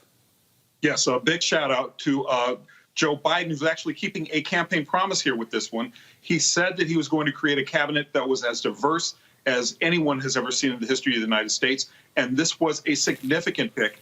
Not only do you have one of the first African-American 4-stars in the U.S. military coming aboard as the Secretary of Defense, but you have someone with impeccable credentials, as you said, somebody who is almost guaranteed to get conferred by the Senate and who will bring a different perspective to this job. So I think it's a major pick. I know that Biden was under some pressure over the last few days to continue picking minorities for this position. He was under pressure to get picks, an African-American for one of the big four. And this is a big one. So I think that people can look to this as a sign that Biden is trying to keep his commitment to African-American voters. The question remains whether or not this continues on with the rest of his cabinet picks. You have a significant number of African Americans who have served in the United States military, Julian. A number of those folks. You've had black 4-star generals. We've had many of them on our show as well. But to see an African American ascend to become Secretary of Defense. Remember, retired 4-star General Colin Powell, he served as National Security Advisor, also Secretary of State. You had Condoleezza Rice, who was Secretary of State, but you've never had an African American over the nation's military. That is a big deal. One of, when you talk about a presidential cabinet, of the top 4 positions, if you will, when they're making their picks, frankly, Vice President, Secretary of State, Secretary of Defense ranks among the top 4 positions of any presidential cabinet. You know, that's what the challenge has been, is to make sure that there were African Americans in the statutory cabinet. And the statutory cabinet does not include economic advisors. It does not include EPA. There are 12 cabinet positions that are laid out, and this is one of the top 4. So this is extraordinarily significant. And it also does speak to Biden's ability to choose as he would. There was enormous pressure for white women to choose a white woman who had been involved in defense issues. I was just watching something earlier today where we were told that, you know, this woman had more experience than anybody else, you know, with all the Negros. And I forgot the woman's name. Yes. You're talking about, now I got Michelle you, Julian. Flournoy. You talk about Michelle Flournoy, who served in the Obama administration. And there were a lot of people who were saying that she could become the first female Secretary of Defense. Lloyd Austin, retired 4-star General Lloyd Austin, will become the first African-American Secretary of Defense under Biden. But, you know, the tension that this white woman put out there, a commentator, was frankly to me offensive. She basically said that black people had gotten ahead in the military more quickly than women had, so that women needed the greater claim. I just hope that as Brother Biden attempts to build a diverse cabinet, that we don't set constituencies apart from each other, although we already see some of it. African American versus Latino, women versus African American. And what we have to trust Joe Biden about, and I say this uneasily because, you know, Roland, I don't trust white folks for so much, but what we have to trust him about is a judgment to balance this cabinet. And I think so far, I'm willing to do that. Teresa. It's about time. We've always been at the front lines of defense, and now we have an African-American leader who will be telling us where the defense needs to go in order to protect the country that we built. So I think it is going along with Biden's and Kamala's plans in order to diversify their cabinet, but also it gives the American people hope that change is, yes, coming, but we have a president that is listening and a cabinet that is willing to do the work on day one. Mm-hmm. And again, we're talking about a huge budget. Frankly, the United States spends more on defense than the next 10 countries combined, and so it's going to be a very tough job there for retired four-star General Lloyd Austin, but he certainly can actually make it happen. So we look forward to that announcement. It could come as early as tomorrow. Folks, got to go to a break. When we come back, more on Roland Martin Unfiltered, including comedian George Wallace with his new book. That is next. And also, young sister, 53 years old. She starred in the movie Baps, as well as How to Be a Player, dead today at the age of 53. We'll tell you about that. All of that next. Roland Martin Unfiltered. Live from Atlanta, Georgia. Back in a moment. When the going got tough in business, David Perdue outsourced American jobs overseas. In a deposition, Perdue testified he spent most of his career outsourcing. You made a career out of outsourcing. How do you defend that?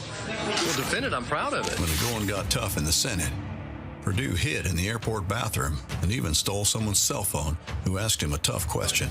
You stole my property. When the going got tough with COVID, Perdue hid critical information while selling his own stocks. Records show that Senator David Perdue bought and sold stock shortly after a private Senate briefing on the virus. It's not just that you're a crook, Senator. You're attacking the health of the people that you represent. Now Perdue won't even face his constituents, backing out of debate after debate. Enough incompetence, deceit, corruption, division. Change has come to Georgia. Change is coming to America. Georgia needs a real senator, not a chicken Perdue. Midas Touch is responsible for the content of this advertising. I'm John Ossoff, and too many are struggling to afford prescriptions. One change in the law would make a huge difference. See, Medicare is America's biggest buyer of prescriptions, but the drug companies bought off Congress, and they made it illegal for Medicare to negotiate lower prices. It's straight up corruption. Fighting corruption is my job. I approve this message because I'm not taking donations from corporate PACs, and I won't let the drug companies rip us off anymore. We told them the smear ads were coming, and that's exactly what happened. You would think that Kelly Loeffler might have something good to say about herself if she really wants to represent Georgia. Instead, she's trying to scare people by taking things I've said out of context from over 25 years of being a pastor. But I think Georgians will see her ads for what they are. Don't you? I'm Raphael Warnock, and we approve this message. It's a great opportunity to really seek the truth and the facts and learn about the real Kelly Loeffler. I'll jump right in. Federal records show up to $3 million in stock sales in the weeks after a private coronavirus briefing. While still reassuring citizens that the U.S. was prepared. You thought the government was prepared, yet you sold over $1 million in stock. Were you trading on inside information about what was coming? What date was that meeting? She sold these stocks on the day of the briefing, right after it happened, perfectly timed. Both you and your husband, who runs the New York Stock Exchange, have said these were conducted by third-party advisors. Who were these advisors, and what regular communication do you have with them? We have an employee in our personal family office that intermediates between the advisors. Not only did she sell a lot of stock, she bought a stock which benefits from a software that helps teleworking, people that work from home. Man, that's shady. I'm more upset that these people could have acted more for the American people than their stock portfolio. Right now, from what I'm hearing, I'm not seeing a big need to extend the federal unemployment insurance. Do you have any regrets over how you conducted your financial dealings over the past several months? Not at all.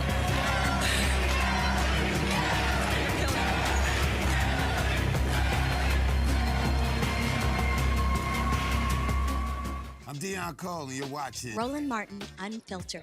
Stay woke.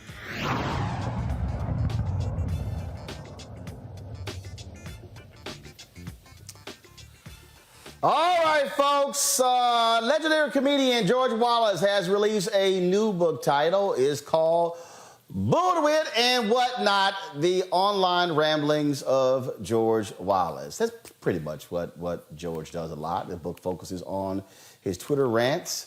Trust me, and it's not just his Twitter rants. He will actually use these rants in a text message. I have been on the receiving end of many of them. Joining me now is the great man himself, George Wallace. What up, George? Good morning, good morning, good morning. I am doing very well. I'm here in Atlanta. How are you, Roland? Well, hell, I'm in Atlanta. They didn't tell me you wouldn't be in Atlanta. We should have done the interview together. Well, then again, you real old, so COVID might affect you. I'm leaving this house. I am not leaving this house. I've been here since March 14. I ain't going nowhere. You understand me? Nobody comes here. I go nowhere. I'm scared. And I don't think the people in Atlanta got the message. Have you seen how many people running around here without a mask? Hey, George, look, I'm serious. First of all, I got 2 masks. I even wear the goggles. And what I don't quite understand, George, do people not get what I call nonverbal messages? What I mean by that is when they ask step close, I back up. And I back up more. And I'm like, why you keep moving forward? Back your ass up. Social distance. You're like me. Speaking of social distance, I sent you a photo. Do you have me on top of the roof? Do you have that photo of me on top of the roof? Yeah, I sent that. Hold on one second, y'all. Let me airdrop this to my iPad so I can show y'all this whole crazy. I told y'all the stuff George sent me. Y'all thought I was lying. Y'all, George, let me airdrop this photo to my iPad right now so I can show y'all. Anthony, let's get ready to switch this for some. Y'all, I'm telling you, George, I'm gonna go ahead and put it up. For some reason, it's I'm telling y'all, George sent me stuff, and he sent me this photo talking about he on top of the roof. I said, y'all, this man ain't got no doggone sense. Talking about he practices social distancing. Let me see if I can pull this thing up. So George, you ain't left home at all, huh? Listen to me. You ain't left home at all. Roland, my daughter stopped by to see me the other day. I live on the top floor, right? That's my balcony. I'm waving at her ass. I told her that's close as she's gonna get. Keep moving. Keep moving. Social distancing. That's me waving at her from the this is the floor. Photo George. Y'all, this is the photo George sent me. So George, that's you. Wait, hold on. Let me see if I. Yeah, that looked like you. That's me waving at my daughter. She wanna stop. She's in the parking lot across the street. And I said, your daughter. Hello. Keep moving. That's the closest she could get. Keep moving. Social distancing. Keep moving. Listen, I'm so concerned about this, Roland. I'm trying to stay 6 feet away from myself, from me. I don't trust nobody, okay? I moved the mirror out of my bathroom because it was too close to me. I'm crazy. So George, so this book is about this book is about your Twitter rants. When did you join Twitter? How long you been on Twitter? In 2011 or 2009. The reason I did it, I didn't want to join because I'm thinking, now why would I give away my jokes for free? Okay. And plus, this is a different type George Wallace humor. You got to get these jokes in 140 characters. Now it's 280, okay? So I'm doing better now. But it's just little online ramblings of me talking about things I would do. Today, I had a shout out to the top 5 lots in the world. You know, you got your play lot, you got your sand lot, you got Sir Lancelot. And somebody wrote in, I love the reply. Somebody, how about Charlotte? So it's so much fun. That's what I do. It's just online ramblings on stupid stuff I would do. Because I'll straight up, I'll eat cupcakes out of a pan and pancakes out of a cup. Because I do stupid stuff like that. I don't play by the rules, Roland. I don't play by the rules. Well, I am with you. Roland, I will eat an English muffin in France and French toast while I'm in England. I don't care. But it's called bull twit. Not bull wit, bull twit. Oh, bull twit. I'm sorry. My bad. I could, I wasn't quite sure of the bull twit. Roland, I couldn't say what I wanted to say. Bull twit. Bull twit. You get it? Bull twit. That's what it's all about. And it's online. Yes, George. Listen to me. It's online. This is the only book I have. I don't even have it yet. You should have one coming. And it's $19.95. And you get this with georgewallace.net. Roland, George Wallace, I be thinking, I did not go to Amazon.com. They take half your money. I want you and everybody in your family to go to georgewallace.net, okay? georgewallace.net. It makes a great book for Christmas gifts. And it's only $19.99, and it's a quality book. You want all the money. So are you personally mailing them out yourself? Because see, that means you got to go to the post office, George. At my office. I'm in Atlanta, but my office, my fulfillment center is in Las Vegas at my office. But it's a quality book. The quality of the book is actually better than the jokes. That's how good this book is. Look at that. A glossy book. You can enjoy this. And there's so many funny things in here. And the foreword is written by my funny friend, Pat Oswalt. I did get into trouble. My best friend, Jerry Seinfeld, wanted to know why did he not write the foreword of the book. Well, Pat Oswalt loves my tweets, and I said, okay, you write it. And Seinfeld, some people don't know, talking about this because a lot of people don't know that's my best friend for 45 years. A lot of people don't know that I'm actually the real George on Seinfeld. Did you know that, Roland? Yes, I knew that. George, you forgot you and I sat down for a one-on-one interview when we were in Los Angeles before the Image Awards. That's right. That's right. Yeah, I was his roommate for 13 years. I'm Seinfeld's roommate for 13 years. I was best man in his wedding, and I'm the father of his kids. So people need to know that. So, but what we're talking about today is this book. You got one already? Look, I'm going to get a book. I got my panel here, Teresa, Julian, Joseph. I know they got some questions for you. They get to ask one question. And so I'll first start off with, let's see, we'll go with the person who is closest to you in age. So, Julian, you get to ask George a question first. Wait. What do you mean the closest to my age? Now, Roland, you know for a fact, I started doing comedy in 1883. So that's how long I've been doing comedy. Okay, young lady, go ahead. Well, so we got close enough. But I love your Roland ain't right, and neither are you. But where does your humor come from? What makes you make us crack it up? I cracked up through the whole conversation with you and Roland. Where does your humor come from? It's just funny because, I don't know. I'm just so blessed, I don't want to crack up here, but I'm the most blessed person in the world. God gave me a passion to tell jokes and make people happy. I wanted to be a comedian since I was 6 years old, and God has blessed me, and I'm going to choke up right now because all I do every night, I come out on stage, the place is full, and all I do is just lie. I just lie. I just love telling lies. I just thank God. I ask God every night, let me be the greatest BSer in the world. I want to be the greatest BSer in the world. But right now, Donald Trump is kicking my ass in the bullshit department. You understand what I'm saying? So I try to come up with humor. I wrote a letter the other day. I told Donald Trump, please don't come to Georgia. We already have a virus here. We got 19. We can't deal with 45. Do not come to Georgia. But he came down here with his... Thank you for making me laugh for the last 15 minutes. But what you need to do is get this book, George Wallace. It's called Bull Twit and Whatnot. And Roland, it tells you about me growing up here in Atlanta. And I was so poor. We were so poor we could only listen to the Pips. We never knew that was a Gladys. We never knew about Gladys until about 10 years ago. That's how poor we were. No, you laugh if you want to. Let me tell you something. This is true. We used to watch Sons. We never knew about Sanford. We didn't know. Listen, I knew Red Fox, but I didn't know he was Sanford. Bro, this stuff is true I'm making up. This stuff is true. People, let me tell you something.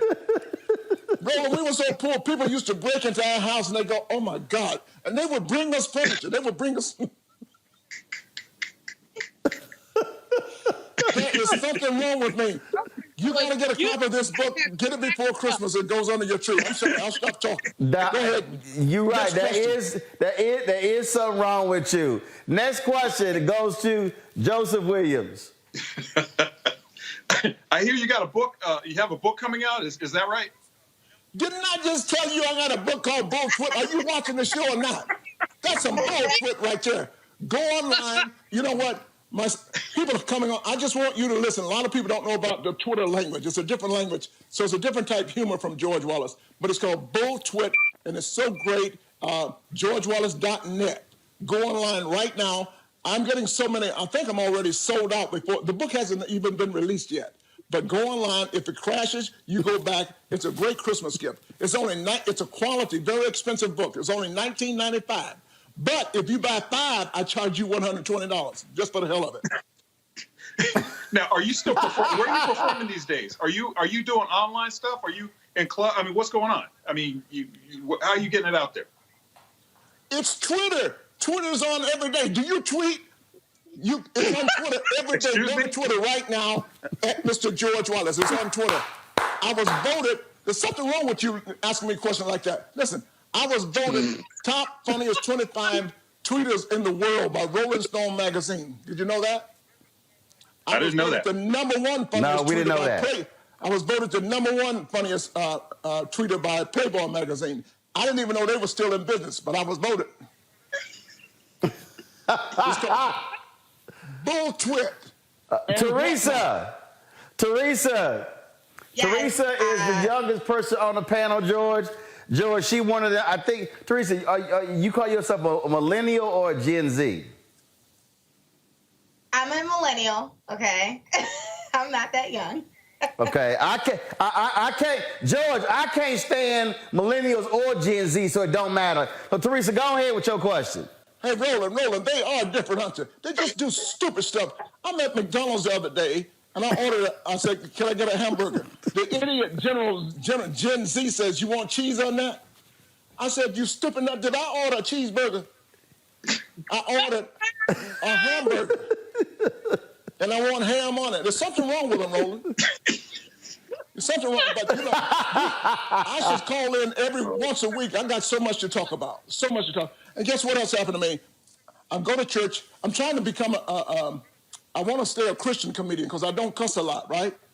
But I want to cuss. And I wrote a joke about, I guess a year ago, I met a guy named Waka Flocka Flame. Oh, yeah. Waka Flocka Flame. It's not cussing, but it's close enough, isn't it, Roland? Roland, everybody listen to me. Just say Waka Flocka. Waka Flocka. Waka Flocka. Hey, Roland, I'm at church yesterday. I wish a Waka Flocka would.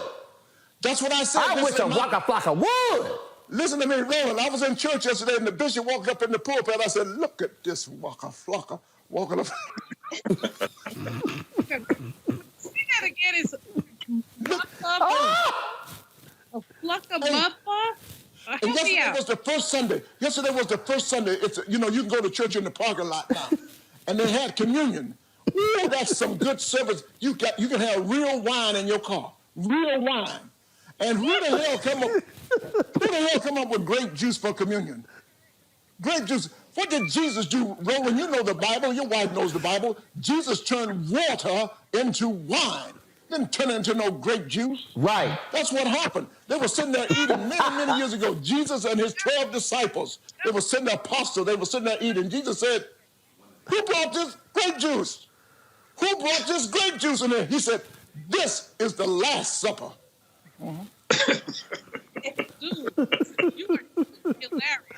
Teresa, what's your question for George? Teresa, what's your question for George? You know what? I don't have a question for George. All I'm going to say is I'm going to go get the book. I'm going to go, educate my fellow millennials. We're going to laugh. We're going to tweet. And this will be a good book that'll be on the back of my shelf for my new book spotlight. So thank you. I would like to be on your show, too. It's called Bull Twit, GeorgeWallace.net. Now, a lot of people buying both books. A lot of people are still buying this book right here, Laugh It Off. So it's pretty good. I'm so blessed. But Bull Twit is the next book, and there's more Bull Twit where that came from. I talk Bull Twit all day. I think I do, too. So, and I'm going to get the book. You get that book, okay? Because I don't play by the rules. You know what, Roland? I pick my teeth with an ice pick, and I pick ice with a toothpick because I don't play by the rules. You see, I'm different. I'm different. I'll take a refrigerator magnet. Go ahead. Well, I gotta ask you, George. You live in Georgia. I gotta hear what you got to say about that robot Kelly Loeffler and David Perdue running against John Ossoff and Raphael Warnock. Listen, I'm the first one 3 years ago. I told everybody in Georgia, vote your Ossoff for John Ossoff. Vote your Ossoff for John Ossoff. I started that 2 years ago. Now, listen, Kelly last night in that debate, I wish I could have been on. I mean, I would have said, turn your face to the camera and tell the people again, lie to them once again. You know me. You know I'm a minister, and you say I'm a thug, and I denounce police, defund the police. You know what I'm trying to say. I would have said, turn to the camera and lie once again. Yeah, we know. You said three times that I'm a thug. Now they'll turn to you, and you know I'm not a thug. I'm a minister. I'm a person of the people. You just keep lying, okay? And you're not one of us. Everybody in Georgia, you need to know this lady has over $500 million, and she ain't one of us. Damn! That would have worked. You better believe it. I want to tell her, look in the camera and lie to the people. I said, Kelly, look in the people. Look in the camera. Now, see, America, you're not only going to represent Georgia, but you represent America. She's lying to you right here on camera. That's what you want in Washington, D.C.? Bam, come on. And then I would have said to her, George. Yes, sir. Now, George, you know a black man can't get that aggressive with a white woman in Georgia? Well, then he could have said to her, I just forgot a good joke. Can you believe that? I'm getting older. Where's my Prevagen? I need Prevagen. I need some Prevagen. You know, because I'm starting to forget stuff. Next question. Anybody else? I got to answer this here, George. I got to ask this, George. So they're saying that Trump is going to run again in 2024. Trump is a con man. Trump is just taking these people's money. He's raised over $207 million. He's just taking their money. He may not even be around here. Trump, he keeps talking, and he calls it the China virus. We should call it the Trump mumps. That's what it is. Listen to me. He will not run in 2004. We're going to be just fine. Biden's going to be fine. America is good already. We feel good already, don't we? Look at me. I'm wearing my. This is not a ugly sweater. This is just one of my. This is just one of my regular sweaters I wear every day. But it's not as ugly as your other sweaters. All right, George. So, George, all right, so I want you to imagine you're shooting a commercial and you're trying to tell people to vote for John Ossoff, Raphael Warnock. And so let's just say it's a 30-second commercial.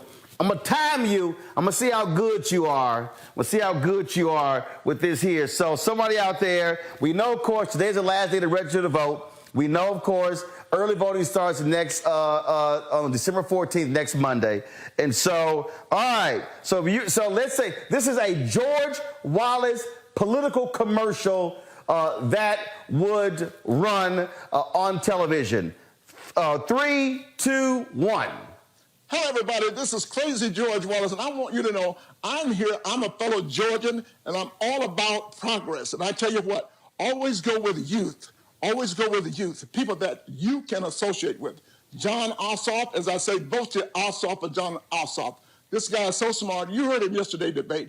Reverend Warnock, a good friend of mine, a minister. You know he's not a thug. He does not want to defund the police officers. He's telling the truth. So you need to get out and vote because your vote is powerful. You can vote. People from America, you still can vote with your dollar. So do me a favor.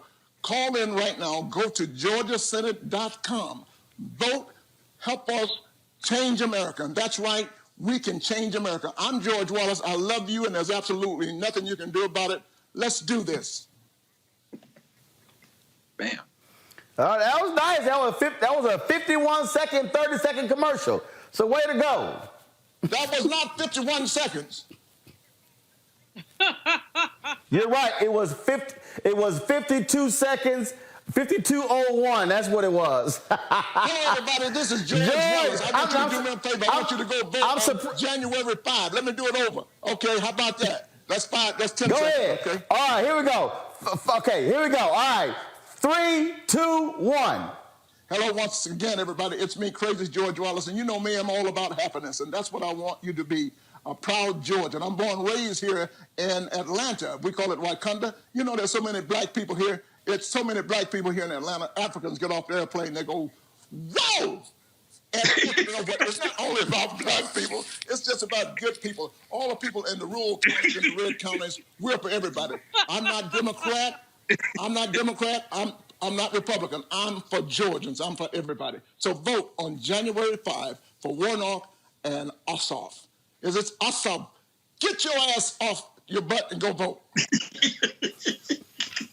Get off your butt. 4307, but I'll take it. George, what's the name of the book? Take 3. Hello, everybody. All right, last one. Third time is going to be a charm. All right, here we go. No. 3, 2. Bull twit. Okay, 3, 2, go ahead. Hello, everybody. This is me, George Wallace. Have you had enough bull twit?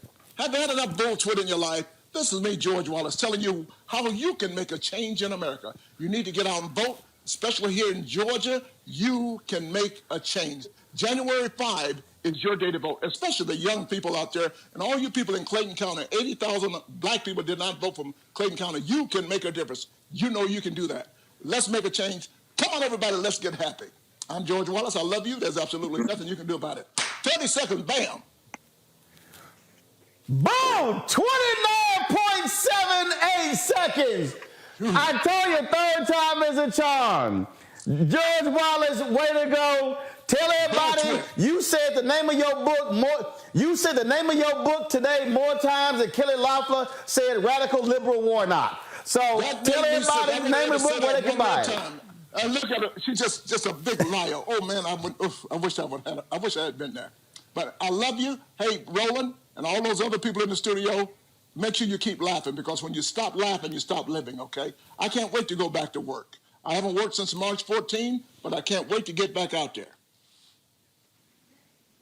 All right, George Wallace, my man, always good to chat with you. Glad you were on Roland Martin Unfiltered, and we're gonna sell some copies of that book and make it a bestseller. Bulltwit.net. Bulltwit.net, and I'm doing it on my own. Like I said, Amazon.com takes all your money. This book here sold over 10,000 copies through me, so I'm doing it again. I'm my own man. I do it my way, okay? I feel you. Well, Joe, hey, George, I know. That's same for my show. It's me, independent, and that's how we do it. Thank you so much. I can't wait to get in the studio live with you. Are you really in Atlanta? Yes, I'm in Atlanta. I'll text you the address. I've been in Atlanta since Thursday. I go back tomorrow, but I'm back here next week. So we'll actually be in Atlanta for all through January 5th. Well, that's so good. I hope you're having fun in Atlanta. If you can't laugh in Atlanta, you can't laugh anywhere. We got a place in Atlanta called College Park. You ever heard of it? Of course. No college and no park. I don't know. There's something wrong with these people in Atlanta. Hey, Roland. We got 2 birds in Atlanta can't fly. We got the Atlanta Falcons and the Atlanta Hawks. They can't fly at all. I call them the Chick-fil-A. George Wise, I call them the Chick-fil-A Falcons. You know why? They both are closed on Sunday. Speaking of Chick-fil-A. Oh, you're going to get us in trouble about the Atlanta people. George, I appreciate it, my brother. Thanks a lot. Thank you so much. Bulltwit, go online right now. Bulltwit.net. Bulltwit.net. Bulltwit.net. Bulltwit.net. I almost said it. Yeah, all right, George. I appreciate it, my man. Thanks a lot. Somebody better send me a check. I know that. Thanks my ass. I need a check. We're going to buy your book. Oh, that's good. That's good. That's a deal. Let me put on the Yeah, let me put my goggles on, because I gotta be protected up in here. You understand what I'm saying? But you at the house by yourself, George. I don't trust me. All right, y'all. No, y'all kill the music. I got a last final story, please. Kill the music. George Wallace, I appreciate it, my man. Thank you. You're a good man. George, I appreciate it. Thanks a lot, George. Don't forget to watch me every Thursday night on Sybil Wilkes, okay? Every Thursday night on Sybil Wilkes at 7 o'clock. Bye-bye. See you. Oh, I got you. I appreciate it. All right, folks. George is... George is, of course, a crazy man. Folks, some sad news. The sister, we saw her in a lot of different comedies. Baps, I also saw her in How to Be a Player. Natalie DeSalle Reed passed away. Of course, Baps came out in 1997. And, of course, she also played the sitcom Eve. She passed away today of colon cancer. She was 53 years old. Death was confirmed by Jacarius Johnson, CEO of Jacarius Entertainment, which had been planning a stage adaptation of Baps. He said in a statement, quote, "It was with great sadness and heavy, heavy hearts that Jacarius Johnson and the entire entertainment family mourns the passing of one of our own, our sweet, unforgettable actress, comedian Natalie DeSalle Reed." In fact, her family, she had a recurring role, of course, in For Your Love with Holly Robinson Pete, as well as a role in Medea's Big Happy Family, along with rapper Bow Wow. She appeared in a number of roles over the years, including ER, Yes Dear, and Family Matters in 1997. She also played Minerva in the ABC musical Cinderella, which starred Whitney Houston, Brandy, and Whoopi Goldberg. And in fact, I'm going to do this here. So I'm going to pull this up because actually her family, it wasn't Jacarius, her family actually announced her passing, and it was, so they released a statement, and I'm going to see if I can pull this up for her. It was, like I said, she, of course, this is what they said.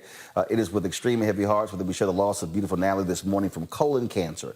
She was a bright light in this world, a queen, an extraordinary mother and wife.